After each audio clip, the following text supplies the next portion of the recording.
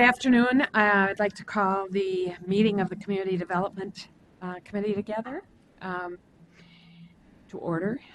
Do we have a motion to approve the agenda? Move. We have Second. Muse moves, Lee seconds. I think it was Lee. Okay, good.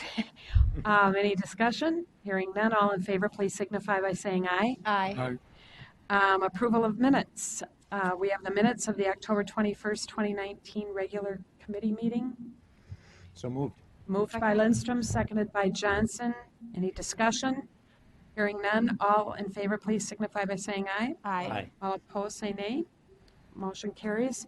Just as a heads up, Councilmember Chair Lilligren is at a business meeting in New Orleans, so I will be chairing until about 4:40, 4:45, and then I need to head to Lionel Lakes for a city council meeting there, and Molly Cummings will step in as to take my place as chair of the committee. So we'll have a little bit of a do-si-do here with the chair. But with that, we'll proceed with the business, and the first item is 2019-308.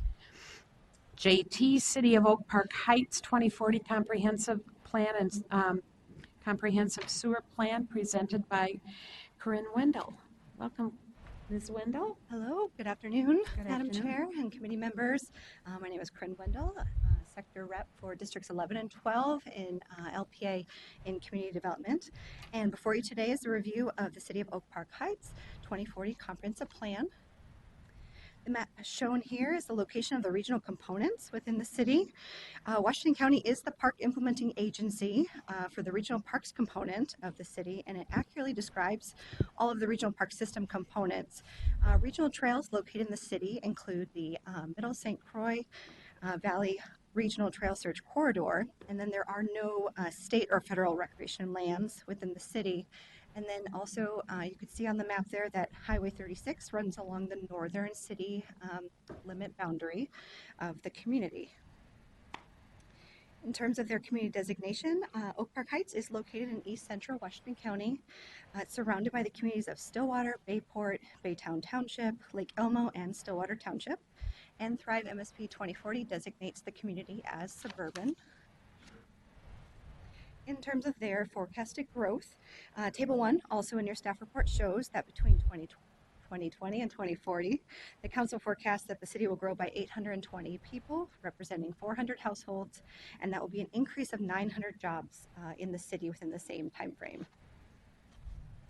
In terms of their planned residential density, Table 2 in the staff report, as shown here, illustrates the planned residential density in the city. The overall density for guided residential land is expected to be between 5.95 and 16.05 units per acre. Communities with a suburban designation under Thrive are expected to plan for forecasted population and household growth at an overall densities of at least 5 units per acre for new development and redevelopment, and so our Oak Park Heights is consistent with this policy. Their existing land use map shown here, and also figure 3 in your staff report, shows that the majority of land uses within the community are residential at 19%. Following that, a mix of commercial and industrial land uses equates to about 21%. And then also they have a few vacant parcels remaining, as well as their water and park facilities. So then looking to the 2040 planned land use map, also figure 4 in your staff report, shows that the city is planning to accommodate growth across the community in areas identified in the development areas. So development areas are guided for low density. They're scattered throughout the city. There's also residential business transitional areas. They're located generally along Highway 36, that corridor, and then also crossing with Osgood Avenue. And they allow for high density residential within the community. The city plans to support forecasted employment growth throughout the development of existing vacant sites within the commercial and highway business land use categories. And so with that, the proposed findings are that the plan conforms to the metropolitan system plans, is consistent with the council policies with proposed forecast revision, and is also compatible with the plans of adjacent local governmental units in affected jurisdictions. In terms of their meeting schedule, they will be seen by the Environment Committee on Tuesday, November 12th, and then by the full council on December 11th. And with that, the proposed action is to authorize the City of Oak Park Heights to place its 2040 comprehensive plan into effect, to revise the city's forecast downward as shown in Table 1 of the review record, and then to advise the city to implement the advisory comments in the review record for transit. And with that, I'm happy to answer any questions. Thank you. Are there any questions? Seeing none, is there a motion to approve the Oak Park Heights comp plan? So moved. Second. Lindstrom moves, Johnson seconds. I'm assuming there's no discussion on the motion. So all in favor, please signify by saying aye. Aye. Opposed? Motion carries. Thank you. Thank you. Our next item is 20193-309JT, City of Brooklyn Center 2040 Comprehensive Plan and Comprehensive Sewer Plan, presented by Eric Wycheck. Welcome, Mr. Wycheck. Thank you, Chair Vento. I want to thank you for your reference to square dancing earlier in the do-si-do. I just started square dancing. I'm not very good, but I'm trying to learn. So before you today is the Brooklyn Center Comprehensive Plan. And I know that the City of Brooklyn Center's Community Development Director, Meg Beekman, was going to attend the meeting. It looks as if she's not here, but I'll keep looking for her. She might come in a little bit later. She had said she was going to plan to attend, so. 5 MSP 2040 has designated the City of Brooklyn Center as urban. Brooklyn Center is located in east central Hennepin County. It is surrounded by the communities of Brooklyn Park, Fridley, Minneapolis, Robbinsdale, and Crystal. This map shows the location of the regional system components within the City of Brooklyn Center. Three Rivers Park District is the park implementing agency for the regional park system components. Regional parks, park reserves, and special recreation features located within the city include the North Mississippi Regional Park. Regional trails located within the city include Shingle Creek and Twin Lakes Regional Trails and the West Mississippi River Regional Trail Search Corridor. The plan identifies roadway and corridor studies that include recommendations regarding alignments, changes in access and/or changes in land use. They include Brooklyn Boulevard improvements and Trunk Highway 252 improvements. The plan incorporates existing and future transit ways that are part of the current revenue scenario in the TPP, and we'll touch on that in the land use section. All wastewater generated within the city is conveyed through council interceptors, of which there are 5 within the community, and all the wastewater flow is treated at the council's Metropolitan Wastewater Treatment Plant in St. Paul.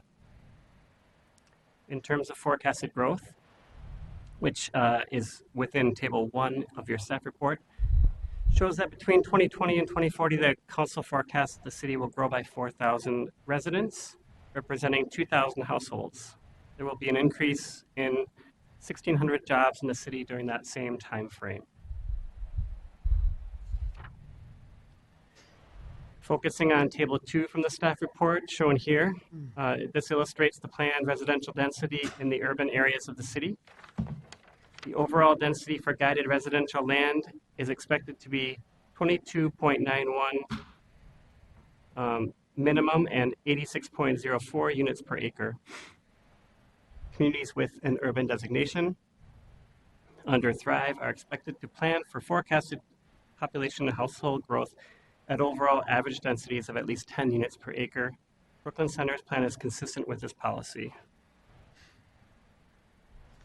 The city's existing land use map can be found in Figure 3 of the staff report.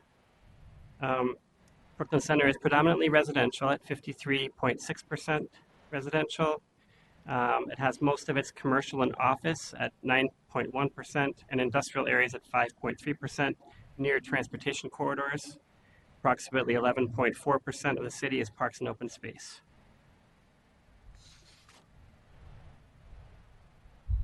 The city's future land use map refers to Figure 4 in the staff report. That's also found in Map 3.3 in the 2040 plan. It identifies redevelopment areas within the city primarily focused on the Brookdale Mall redevelopment area, identified as a TOD opportunity site, and redevelopment opportunities for commercial mixed use along Minnesota State Highway 100 and neighborhood mixed use along Brooklyn Boulevard.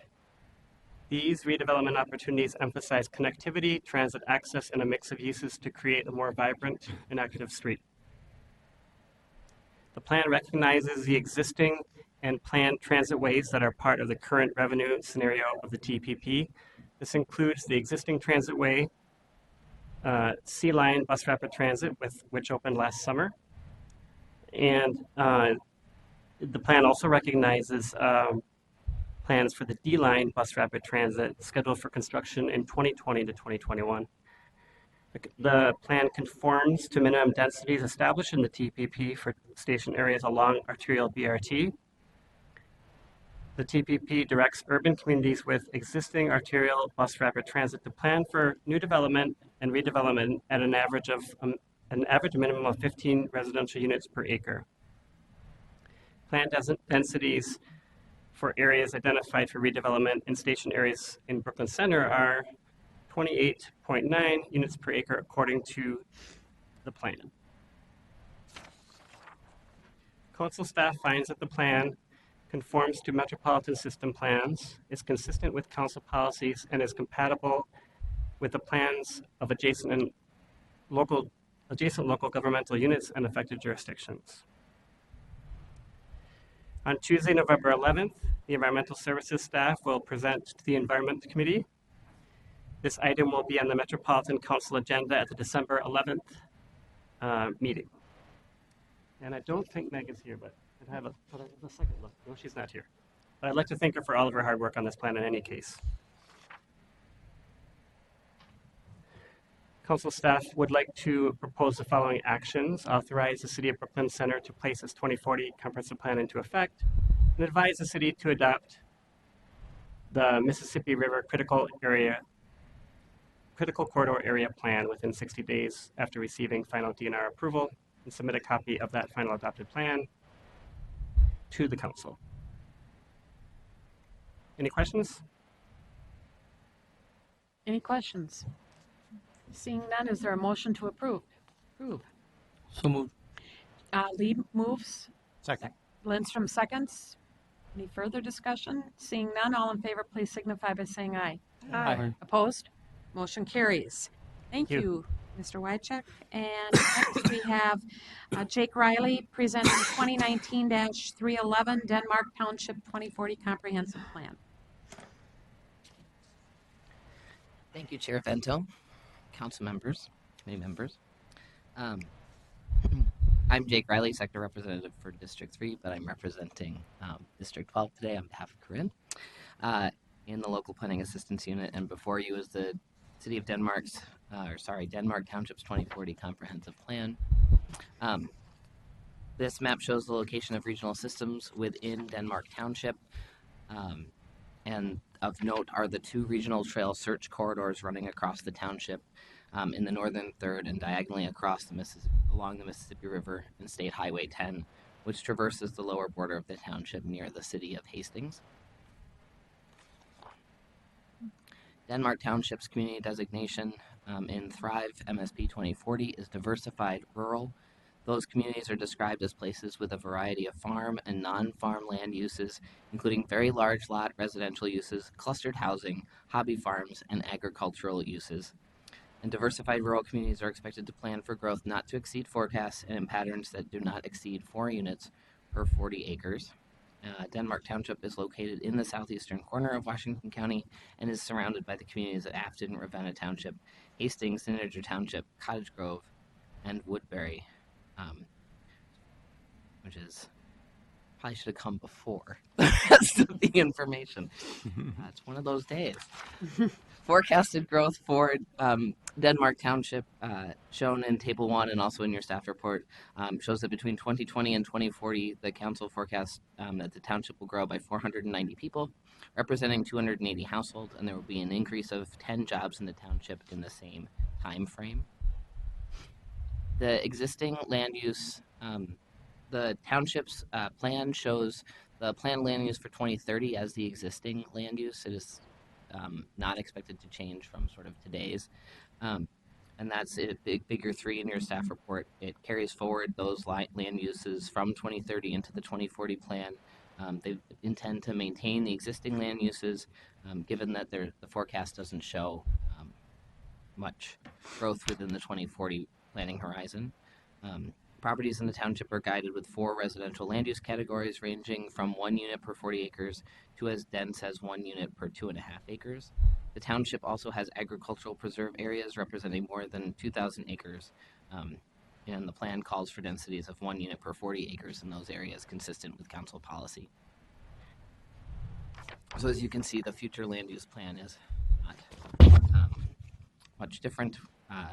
The township's acreages are primarily conserved from development. That's 75% of the area is enrolled in either the agricultural preserve program, which is appropriately recognized in the plan, but also through other conservation opportunities with the DNR.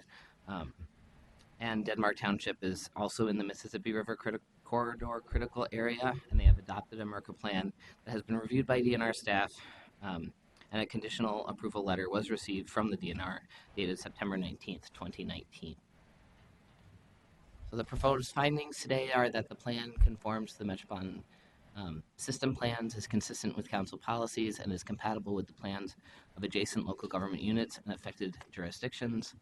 The meeting schedule is that the full council will hear this item on Wednesday, November 13th, and you should note that the plan doesn't have to go before the Environment Committee because the township is not connected to the regional wastewater system.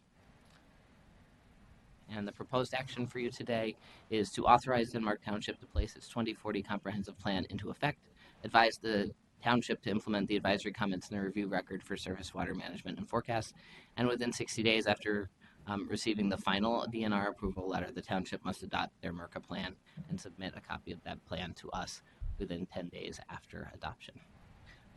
No one from the township or their consulting planners were available to join us today, but they did send their regrets, and I appreciated working with them on this plan, as did my colleagues. And with that, I'll take any questions. Any questions? Seeing none, is there a motion to approve? So moved. Cummings moves, Johnson seconds. All in favor, please signify by saying aye. Aye. Opposed? Motion carried. And finally, last but not least, Michael Larson presenting the 2019-315 City of St. Louis Park 2019 Land Use Amendment Comprehensive Plan Amendment. Good afternoon, Madam Chair and members of the Community Development Committee. The City of St. Louis Park has submitted the 2019 Land Use Amendment Comprehensive Plan Amendment for council review. This is the first non-administrative amendment to 2040 comprehensive plans to come before the council. So I'm happy to give you a little more detail and answer your questions you have about this particular process, since I believe many, if not all of you, have not seen an amendment to a plan. So I do want to acknowledge that in the audience today we have Sean Walther, the Planning and Zoning Supervisor from the City of St. Louis Park, who's available to answer any questions if you have any. As a reminder, the council acted on the full update on the city's 2040 plan on July 10th of this year. So I'd like to do a little bit of an overview of amendments. Many comprehensive plan amendments are minor in scale and impact and can be reviewed administratively by staff. There are 13 criteria that we look at to whether or not an amendment qualifies for an administrative review. I've listed what I see are kind of the 5 most common and meaningful criteria that would result in this and future amendments that would come before you for approval. And the vast majority of them come before you because of the scale of the amendment. I could share with you the other criteria, but these are also, and I have them before me, but you can also refer to the local planning handbook that provides detail about that process. So very briefly, this amendment is coming to you because it does not meet administrative review requirements because of its scale. It is associated with potential development that would result in more than 100 housing units. and an increase in population forecast of more than 5%. And you see those two criteria that are emphasizing here under council review amendments. These are kind of the more significant situations where an amendment would be reviewed by the council. In particularly, you would see amendments that have potential conformance issue or are inconsistent with regional policy. Again, in most cases, it's really about the scale of the amendment associated, in many cases in the developed areas, associated with a potential project. So just a little more in detail, in this particular case, this amendment is associated with an amendment to the city's forecasts. And the forecast for 2040 is 520 additional households and a population increase that's slightly more than 5%. And I'll get into some of that detail later. Is shown in Figure 1 of the staff report. Thrive MSP 2040 gives the City of St. Louis Park a community designation of urban center, which you may recall from July. The area affected by the amendment is shown in red, which is located adjacent to the future Metro Green Line station at Louisiana Avenue, as well as it's located near the intersection of Louisiana Avenue and the Trunk Highway 7 service road. So it's good access to this particular site. It's shown in Figure 2 of your staff report. This map shows the regional systems in relation to the amendment locations. In addition to the future Green Line station, the site is located adjacent to the Cedar Lake Trail to the south, as well as the Metropolitan Council Interceptor to the north. The amendment changes the guiding land use for approximately 13 acres from commercial to transit-oriented development. The site is the location of a now closed Sam's Club and has been the subject of a recent planning study.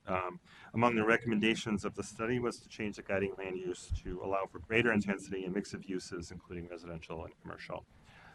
And this was in the works at the time of the completion of the 2040 comprehensive plan, but the city was not ready to act on this particular set of recommendations.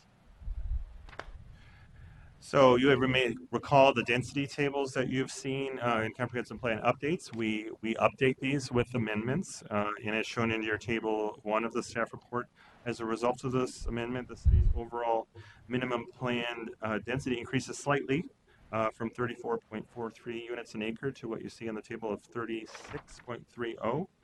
So this does increase the inventory of land that the city anticipates for infill and redevelopment and the potential housing unit capacity that is resulting in the amendment. Again, the city initiated a proposed forecast increase with this amendment, and this is shown in table 2 of your staff report. And council staff agree that the change in guiding land use to accommodate potential redevelopment is an increase of the capacity of the site for housing and employment and the associated market demand. Forecasted households for 2040 is now 26,230. That's an increase of 530 households. 420 of those are expected to occur before 2030. Concurrently, council and city staff have discussed an adjustment to the population forecasts as a result of larger than anticipated household sizes, which obviously affects as a driver of the population forecast. So as shown in table 3 of your staff report, because the anticipated household growth from the year 2021 to 2030 increases, and it increases from 1,200 households to 1,620, the city's allocation of affordable housing need also increases because it's based on that increment of growth over that coming decade. So that number increases from a total of 439 to 593. And then there's a formulaic breakdown of the bands of affordability that are increased as well. So the proposed re-guiding conforms to the density policy of the transportation policy plan and creates new opportunities to focus housing and jobs near the future Louisiana Avenue station.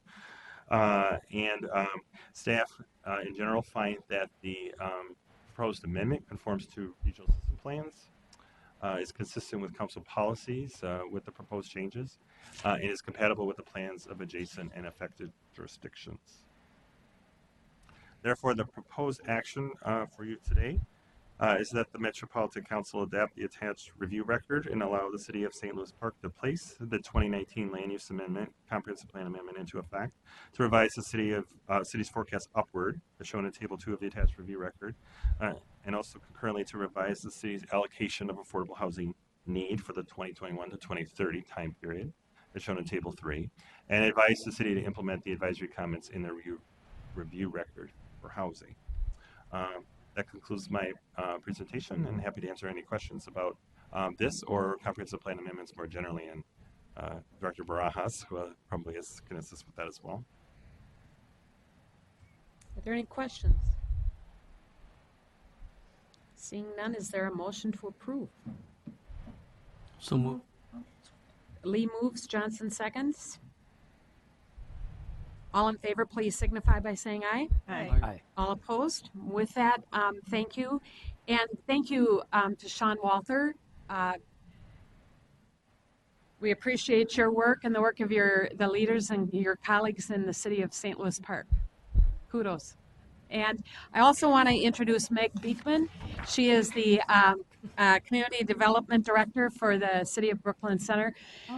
Sorry, we moved really fast tonight, Meg, so we got through it, but great work. It was also, I also want to extend kudos to you and your colleagues and to the city leaders in Brooklyn Center. Brooklyn Center. I'm always getting Brooklyn Center and Brooklyn Park mixed up. Am I? Gosh, I kind of figured. Well, once I figure out how to do-si-do, then I'll be good with the park and the center. I'll get that all straightened out. So, thank you.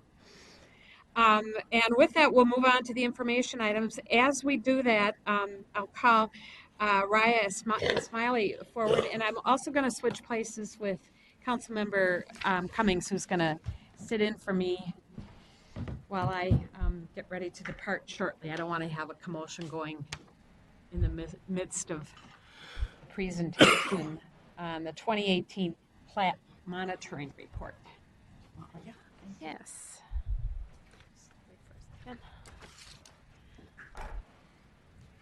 Good afternoon. Good afternoon. Thank you for being here. We're looking Committee forward to your members. presentation. Yeah, thank you.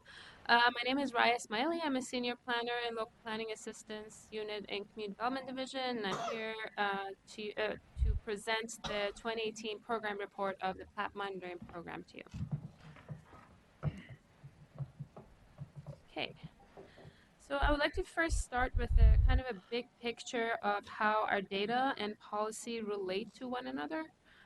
In the heart of the long-range planning efforts are comprehensive plans that are basically set the stage for guiding and planning for future land uses, and you're very familiar with them right now as we're in the midst of updating them, or authorizing the updates, I should say. And these future land uses, these guidings are to accommodate population growth. And then the comprehensive plans go through that decennial update that happens every 10 years. That's for the big picture overhaul. And then there are also amendments for interim changes, which, as you just saw in the previous action. Then the plans kind of provide a basis for, the comprehensive plans provide a basis for land use inventory with the existing land uses. We also receive information on building permits annually from all of the communities in the region that kind of shows the new developments that are being constructed in the region. So these are basically developments that have received the permit already to move forward with the construction. These data sets are complemented by the Agricultural Preserves program that I'll be presenting next after this. And the Agricultural Preserves program kind of identifies areas that are protected from development. And then there's the Plat Monitoring program. The Plat Monitoring program tries to capture land that will develop in the near future. So this is the stage before the building permits, and that is why we generally refer to the Plat Monitoring program as a credit program. So these are basically the intentions of the city to move forward with certain developments and but they have not received any permit yet. So the plat monitoring program started in 2001 with plat data from 12 volunteer communities who reported their platting activity from the previous year in 2000. The program was established with input from the Association of Metropolitan Municipalities, which is now known as Metro Cities, and also the Builders Association of the Twin Cities, or for short, BATSI. The purpose of the program is to monitor residential development, including the number of units and acres platted, the mix of single-family and multifamily units, the land consumption, and also the average residential densities. The program gives the council an ability to assess the available land supply in the participating communities within the program, and we kind of monitor the density of new development for comparison with council's density policy, which is a average minimum of 3 units an acre. For this is a net density, so 3 units per acre per developable acre in these mostly developing edge communities. So these are just these are not fully developed communities, I should say. The participating communities are asked annually to submit information about their approved residential plats that are also sewered. So these are basically land subdivisions from the previous year. They also provide a copy of the plat that we go through and check the information. Based on this information, the net acreage of development is calculated through taking out the undevelopable land. So the what we consider undevelopable land for net developable acres is basically natural water bodies and wetlands, public parks and open space, arterial right-of-way, so this is principal arterials and A minor arterials, and also any land that is set aside for future development. So a lot of these plats have areas known as outlots that they set aside for a future phase of that subdivision, for example. And then this data leads to measuring the net density of residential development. The results of this program are not only used for monitoring purposes, but then the communities also receive a credit for higher density plats. So that credit kind of gives them flexibility in responding to the market when they're platting lower density developments, which happens quite often. So it gives them that ability to a bit of a wiggle room. So that's where the credit that I was referring to comes into play. The plat monitoring program is a crucial implementation tool in reviewing comprehensive plan updates, comprehensive plan amendments, as well as sewer extension permits. So if we receive, for example, a sewer extension permit request for a development that is lower than 3 units an acre, then the plat monitoring data comes into play in making sure that the overall density of that community is above the expectation of the council policy. So that's how the credit helps participating communities with permit application approval or comprehensive plan authorization. In some of the previous comprehensive plans that you have seen in the past few months, you may have noticed that in some of the density calculation tables, there's a line for plat monitoring program, and that's how that the number basically is plays a role in giving the communities credit for their efforts in higher density platting activities. So because of this credit nature of the program, the communities are encouraged to report as far back as 2000, which is when the data of this program started, even if the communities have joined the program later. So this map before you shows the participating communities in the region, and as you see, they kind of form a ring in around the mostly very developed areas in the middle.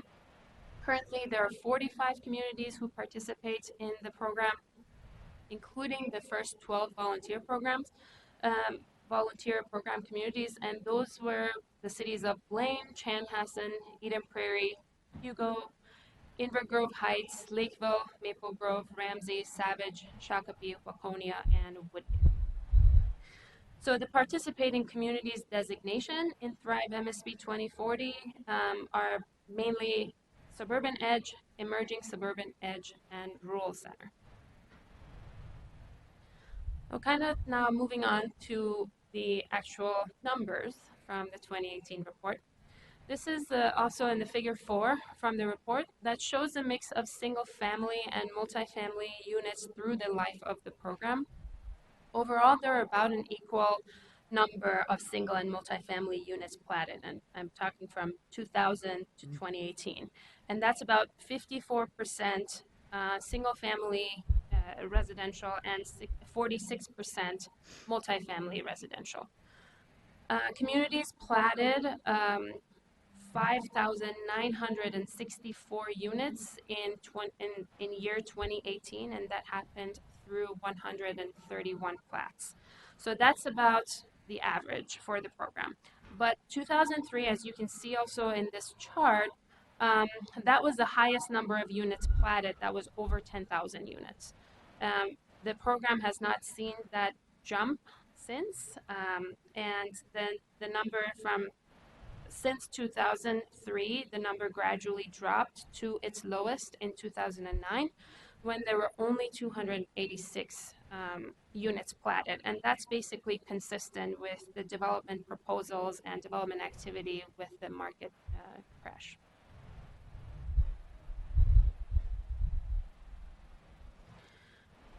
This is the figure 7 from the staff report that kind of shows the actual units platted, and that's the green kind of bigger bars. And also the vertical lines show the allowable range of units. So that's based on land use. Whatever the land use of that development is, based on the minimum and maximum. So, and if all the 131 plats that were recorded were subdivided at the lowest or the highest density allowed, that basically that line kind of shows where it would have fallen. And as you can see on the chart, communities have been mostly platting around the midpoint, and that's the dot that's kind of right in the middle of all those lines. It's sometimes it's lower, sometimes it's higher, but it's pretty much around that midpoint, and it basically suggests that there's in some of the years, as you can see, is just below the midpoint. So that basically suggests that there's demand for lower density in the market for these communities that are participating in the plat monitoring program. So, and that's something that I want to mention, that, again, all these trends that we're analyzing are just for these 45 communities that are part of the plat monitoring program.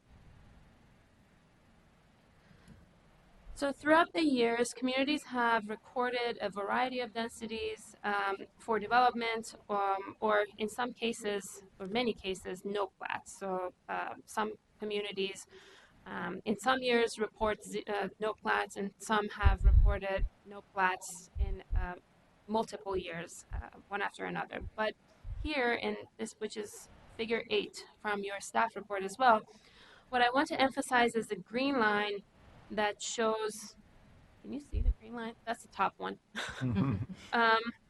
That basically shows the overall net density in these platting communities since the year 2000. Except for 2009, which that overall net density dipped below 3 units an acre, which is council policy. The rest of the, for the rest of the duration of the program, it's always been either at or above 3 units an acre. So, and that's for all the communities, all the plats since 2000. And that the other thing is that the plat monitoring program information is only part of what goes into the comprehensive plan updates, amendments, and sewer permits reviews. But it's something that helps.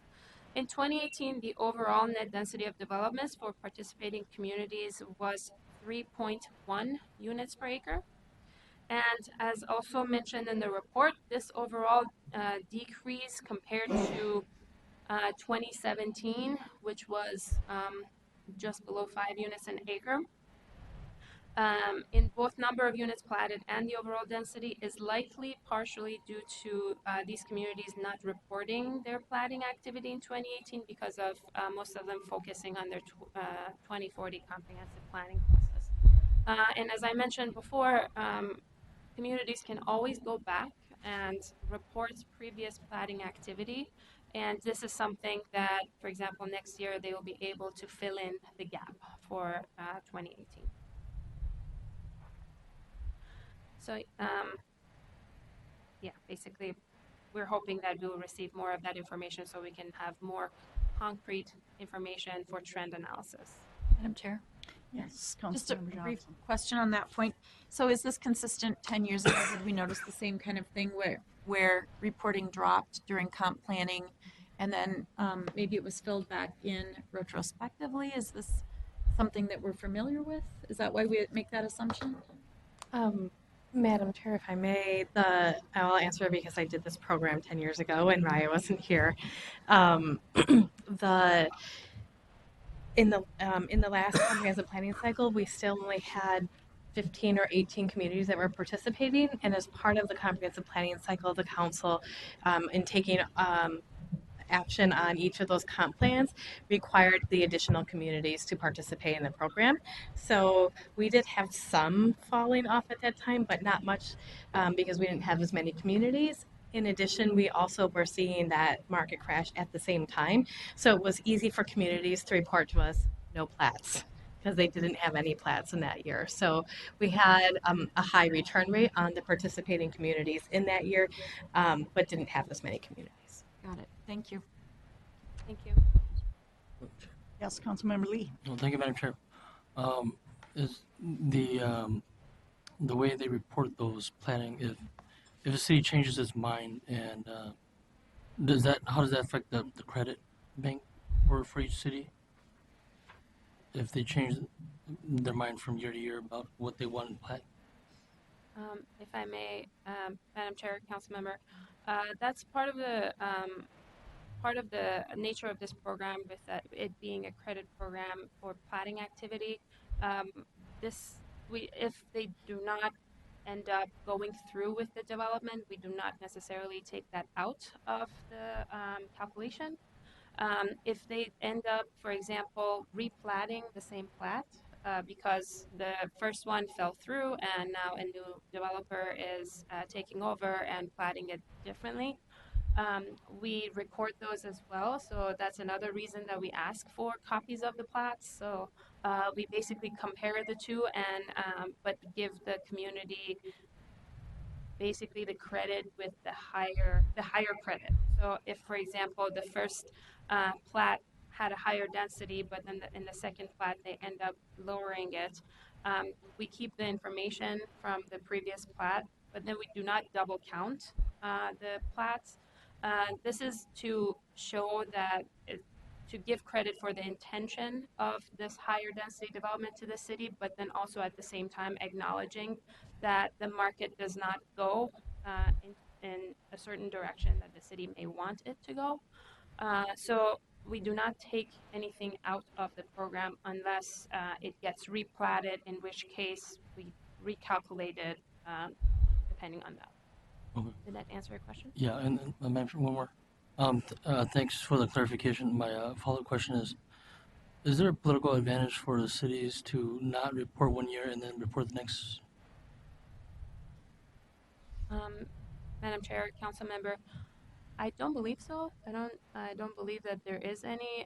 This is a credit program, and we encourage the cities to report because at the end of the day, it's in their own best interest to do that. And in all of our information, it shows that the Plat Monitor program has always helped communities. If it at any point hinders, like the platting activity information, for example, the density is lower than 3, which is, again, as I mentioned, plat monitoring or platting activity is only one piece of the bigger puzzle. So then we don't let that hinder the rest of the process of, for example, the comprehensive plan update review or the comprehensive plan review.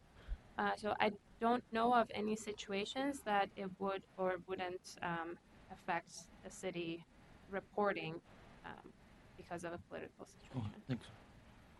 Any other questions at this point? No. Please continue. Thank you.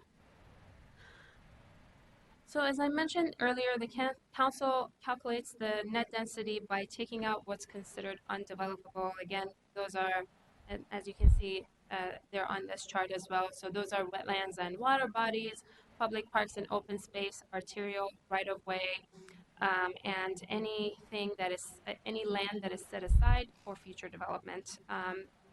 And that is shown as other in this chart. Madam Chair. Yes, Just one Councilmember Johnson. quick question too. So, and we're working off of the existing comp plan. So, for example, if they've got guided for commercial industrial, we're not counting that then? That would go in the other use because it's strictly residential. Okay. Yes, is Madam Chair, Council Member, that is correct. This program is just for residential plating activity. So, if by any chance one single plat has both residential and commercial and industrial in it, the commercial and industrial comes out of the calculation. Okay. Thank you. Please continue. Thank you. So communities are encouraged to take the most advantage of land for development with the private lots and local streets, and that's how they can basically boost the net residential density. So smarter design, better connectivity of plats and streets. So the highest net residential acres was again in 2003, and that's the very light brown line, as you can see. And then after that, the highest one in 2005. Looks like it's also 2000. Sorry.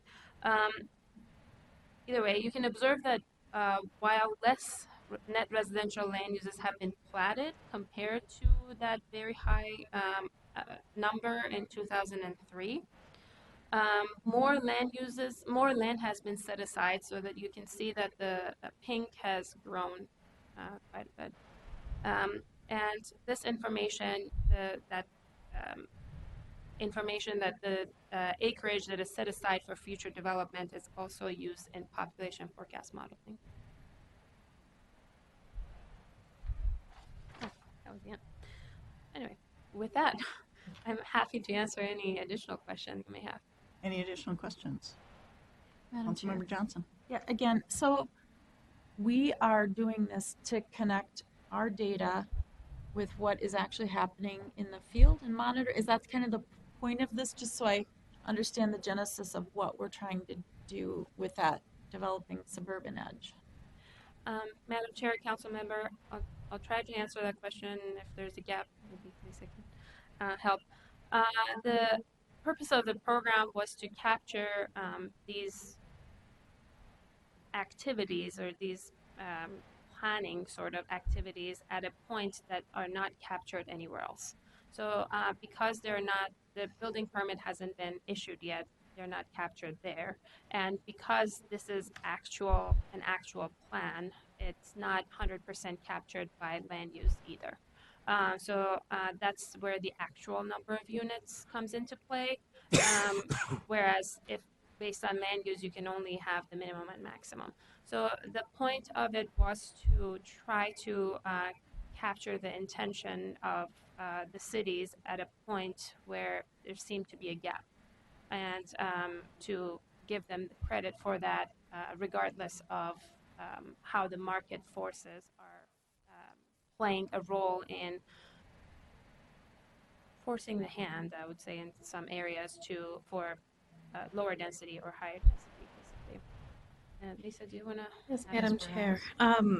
I would also add that initially when this program had started, there was it was on the heels of the council's policy at that time to hold a very firm MUSA line, and there was a lot of discussion and debate in the region that the line was constricting land supply.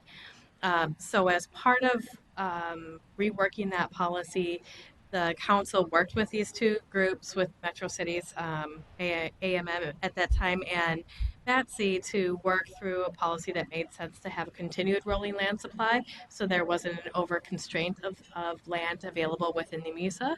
And to get at what that land supply was, this is the pre-permit stage of where you have available lots that aren't built upon yet.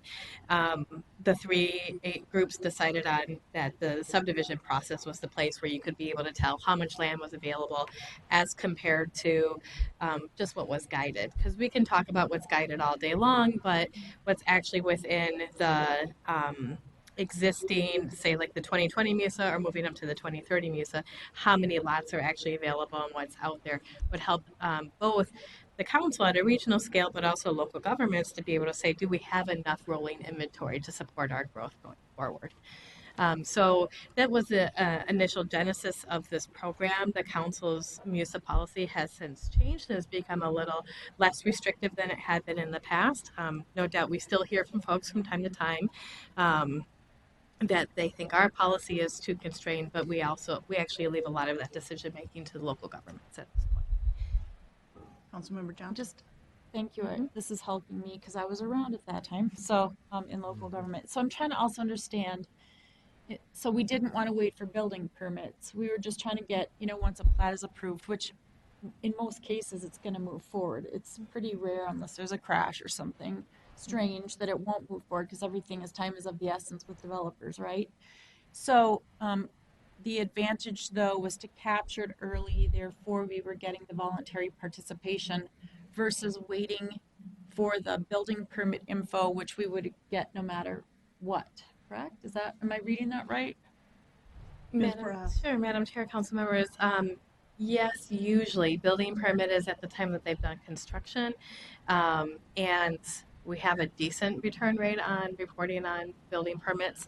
But that's also at a point I should add to my history piece, is that we were also trying to ensure that communities were developing at their guided densities, or at least consistent with their adopted plans. Because when we were seeing building permits very early on in the early 2000s, we were seeing densities, at least in the sewer connection permits, densities that were lower than what was guided in the plan, or densities that were overall in a community where a community was pushing down their guided or their allowable density to the lowest end of the range. So we're sitting at 1.5 units an acre instead of at 3, but that was what was allowable. So trying to get it earlier rather than at the end after the money has been spent on building these buildings and saying you can't connect them, of saying, hey, that plat doesn't look like it's consistent with your guided density, was also meant as a second check to make sure that communities were actually consistent with their plans. And as Raya's report has shown, is that overall, for most communities, they're sitting right there at that consistent with their guided land uses and sitting at the midpoint of that range too. And Madam Chair, if I may. And so we had our initial round of cities volunteer, and they got a credit or something for doing that. I'm not sure, again, what that means. I should know, but I don't. Is this me? Madam Chair, Council Member, by credit we mean basically a boost in the density calculation and land use analysis. So, for example, the acreage that was basically the acreage that is reported through the plat monitoring program, the net acreage, and the number of units that was created as part of those plats, single family and multifamily, they're kind of get added to the density calculation table. So it's like an additional line in that table. So it boosts the number of acres and the number of units, and therefore it brings up the density, overall density. Madam Chair, again, so that is for working with us, they got, I'm trying to use the right words, kind of an artificial boost, a credit. It wasn't actual, they just got something for participating. Is that what I'm hearing? Madam Chair, council members, actually the participation, what communities were telling us before we had this program was that they're saying, but we're doing these densities higher in real life, but you're only showing, you're basing your density analysis council on what we've put in our plan, but we're going above and beyond that. We should be able to get credit for that. Got it. So that's where that kind of credit notion comes in, and that's part of the council's MUSA implementation guidelines, is that when a community's platted density shows that they're above their 3 units an acre, then we add that into their overall planned density to give them that credit for kind of past good planning, I guess is what you could call it. And then, Madam Chair, so this is so interesting to me. So we've got a lot of history now. Now, how many cities are participating? 45 cities at the moment. Yeah. And again, is it all in the same scenario where it's voluntary and they still get the credit? Is that still the model, or has that changed since we launched the program? Madam Chair, Councilmember, so there were the initial communities that voluntarily became started participating in the program. There were 12 of them, but then after that, communities were added to the program as a condition of their comprehensive plan, either a comprehensive plan update authorization or like a comprehensive plan amendment authorization. So it was part of the council's review. We haven't seen anything like that yet in this round, but a lot of the communities were added in kind of a 2008-2009 time period when we were going through the 2030 comprehensive plan update authorizations. So that was besides the 12 communities that initially participated voluntarily, the rest have been added to the program. And Madam Chair, Councilmember. thank you for bearing with me on this. And so those additional communities, the council's authorized, I'm assuming we don't do things without authorization, but that's a new thing for some communities. It's not that, they're being, I think, compelled to do. So was that a welcome moment for them, or was there pushback, or? Madam Chair, council members, I was here. I don't recall there being a whole lot of kind of hard pushback, but more questions about what does it mean. When I was doing this program back then, I'd spent a lot of time with new participating communities on walking through what the farms look like. It was pretty simple, especially because most communities were added during the crash, so there wasn't a lot for them to report. So they had several years before they needed to actually send in reports on, and it really is simply filling out a simple spreadsheet and sending in a copy of the plat. So pretty straightforward, shouldn't take more than 5 minutes to do the work. And many communities have actually added it as part of their subdivision review process in their own local planning process. So it just gets all packaged together and sent in. And they use it as part of analyzing the density, so they know they're consistent with how we analyze density.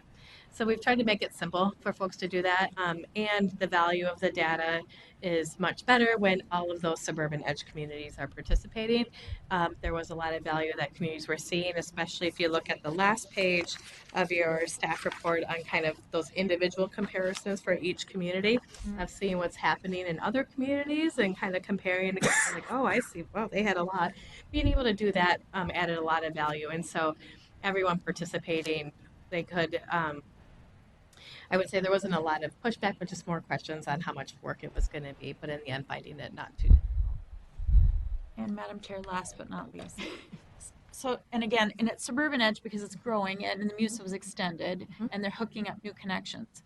And I will be done. But is there any value now that we're again pushing densities, inside the suburban edge, and that's certainly impacting flow? And I don't need, but I'm just interested about all of this because it would be interesting. And I want to be careful what I ask for because it's a lot for cities to do these things too. I just want to make sure it's impactful and it hasn't outgrown its usefulness, and that we're not just focusing on a set of communities, again, for a moment in time or a span of time, that, you know what I'm thinking. Yeah. And I'm probably thinking the way a lot of suburban edge type communities may have interacted over time. It's interesting that I understand the focus, and yet I'm not even asking a question anymore. I'll just flip it. Madam Chair, Councilmember, I'll start and I'll talk a little bit about the program. Maybe Lisa can talk about the sewer capacity piece of it. Madam Chair, I'll save you the time. I can meet with staff outside of this unless you're all just dying to know where I'm going with this. But just, I don't want to hijack the whole meeting either, so. Is there anything else you'd like to add? I can just quickly say regarding this program, staying within the communities where it currently is. So those are communities that have greenfield available, whereas the communities that are inward more than these guys, they don't have any more land left. So all of their development will become infill. They're not really platting the in a sense that what we are trying to capture in these communities, that's all greenfield when we're so yes, some of these communities will grow out of this program as they become more and more developed, and then there's just no more land left in those communities. But for the most part, they have greenfield available, and that's what we're trying to capture. Did you want to add something, Lisa?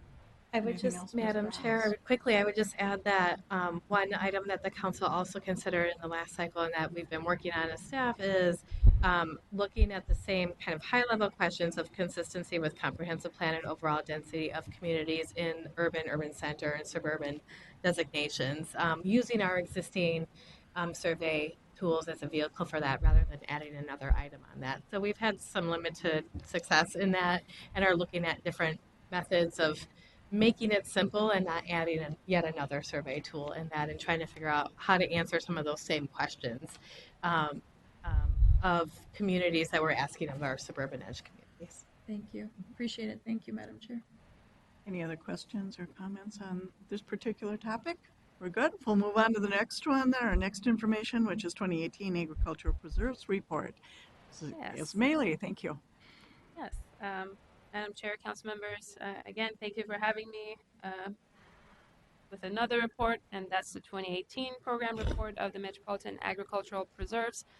As we touched on briefly in the beginning of the plant monitoring program, the Agricultural Preserves program is another tool in the long-range planning, kind of future land use guiding and development that defines where areas are not to be developed. So that's a bit opposite of the plant monitoring program. So the Metropolitan Agricultural Preserves Program was actually established in 1980 by the Minnesota legislature and has been monitored by the Metropolitan Council since 1982. This program was created to encourage the use of agricultural land for food production and provide means for preservation of areas planned for long-term agricultural use.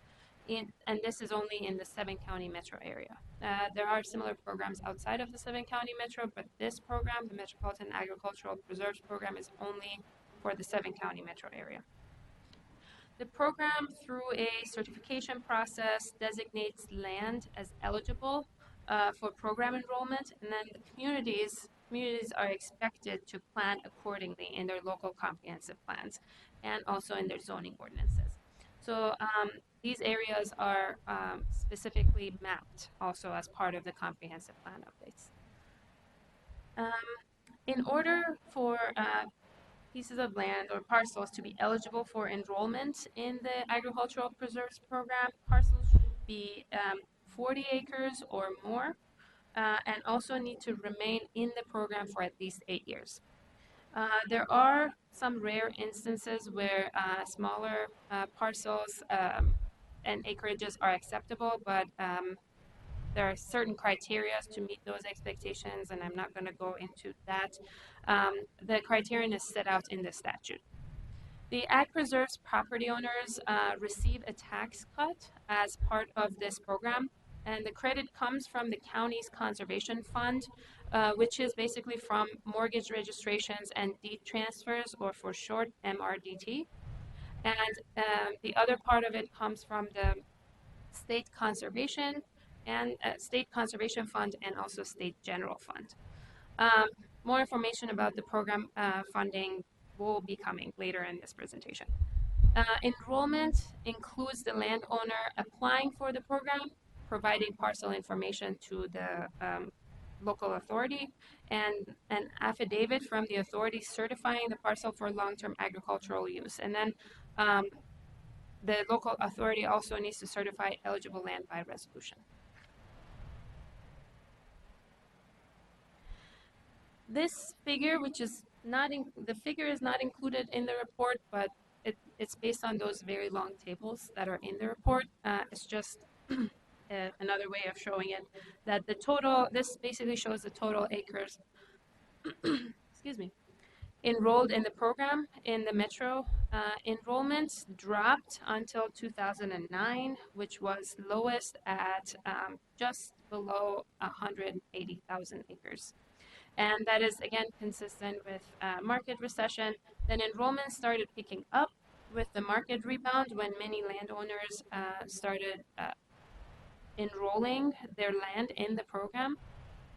Then it increased steadily until 2013, and there have been minimal changes since. So this kind of goes a bit up, a bit down.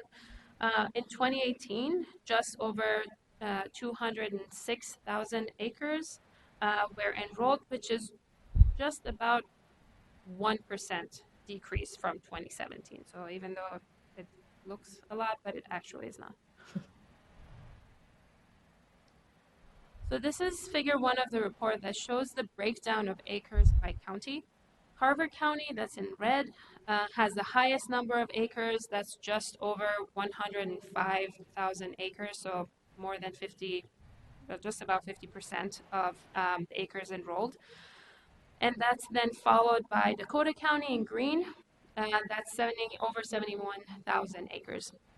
Ramsey County, as you can see, it's not there. Ramsey County has no agricultural acres enrolled in the program. Anoka and Washington counties with the dark blue on the top and then orange on the bottom both experienced steady decline in the acres enrolled, and that is basically pretty much consistent with development proposals in those areas. So this map shows the agricultural preserves parcels that in green, and as you can see, it's kind of consistent with what I was explaining, with Carver County having most of the acreage enrolled, and then after that followed by Dakota County.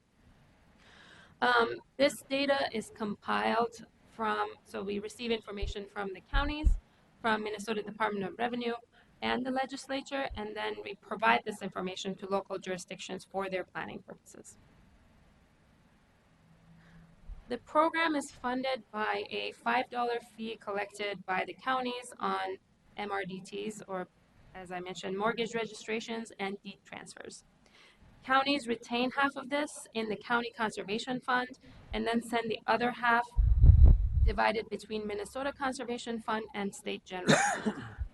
If the amount in the County Conservation Fund is not sufficient to reimburse the jurisdiction, then the counties get the money from the State Conservation Fund and the State General Fund.